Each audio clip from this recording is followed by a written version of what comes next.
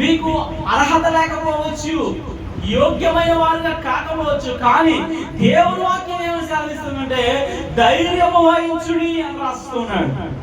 మీరు బలహీనులు కాక, మీరు బలహీనులు కాదు బలమైన వారు అని దేవుడు హెచ్చరిస్తూ, రెండు భయపడవలసిన అవసరం లేదు, ధైర్యం తెచ్చుకోండి అని రాస్తున్నాడు.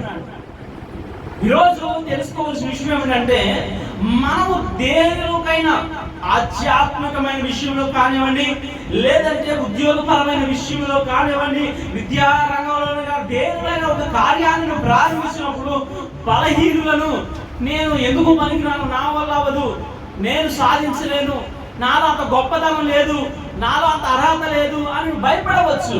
కానీ దేవుని వాక్యం ఏమని సెలవిస్తుందంటే, నీవు బలహీనులు కాక, నువ్వు బలహీనుడు కాదు, బలహీనురాలు కాదు అని నిన్ను మొదటిగా హెచ్చరిస్తూ ఉంది.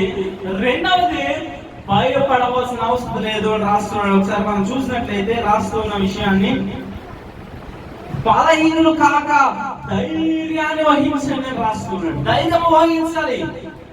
నువ్వు దేనికైనా ధైర్యంతో ముందుకు వెళ్ళాలి. మనం చూస్తూ ఉంటాము, దావీదు మరి సింహాన్ని చీల్చేసినట్టుగా మనం చూస్తూ ఉంటాం. మరి దావీదు సింహాన్ని చీల్చగలిగాడంటే అతను ఏముందంటే ధైర్యం ఉంది.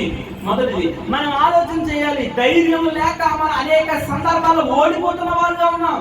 ఈ రోజు నువ్వు ఓడిపోవచ్చు, నేను ఓడిపోయే స్థితిలో ఉన్నాను బాధపడచ్చు. ఎందుకు ఓడిపోతున్నావు అంటే నీలో ఏముందంటే భయం అనేది నేను ఏలుబడి చేస్తా ఉంది.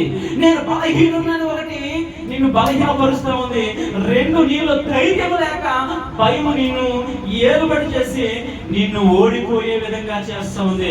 ఇన్నాళ్ళు నువ్వు ఓడిపోయిన స్థితిలో ఉన్నావేమో, ఇన్నాళ్ళు నువ్వు జయించలేని స్థితిలో ఉన్నావేమో, ఇన్నాళ్ళు నలిగిపోయిన స్థితిలో ఉన్నావేమో, ఇన్నాళ్ళు నువ్వు అనగారిపోయిన స్థితిలో ఉన్నావేమో. ఈరోజు దేవుడు నీతో మాట్లాడుతున్నాడు. ధైర్యము వహించి, నీవు బలహీనుడు కాదు, నీవు బలహీనురాలు కాదు అనే విషయాన్ని తెలియజేస్తూ నువ్వు ధైర్యంతో ముందుకు వెళ్ళినట్లయితే అక్కడ రాస్తూ ఉన్నాడు, మీ కార్యము సఫలమగును అని రాస్తున్నాడు. మీ కార్యం సఫలమవుతుంది.